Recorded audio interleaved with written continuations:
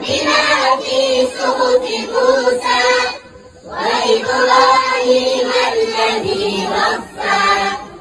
ألا تزر وازرة وزر أخرى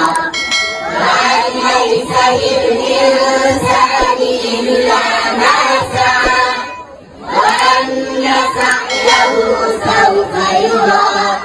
ثم يجزاه الجزاء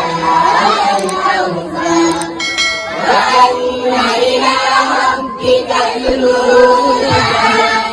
وأنه هو أضحك وأبكى وأنه هو أمات وأحيا وأنه خلق الزوجين الذكر والأنثى من نطفة إذا تمنى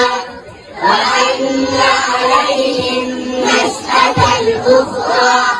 وأنه هو أغنى وأقنى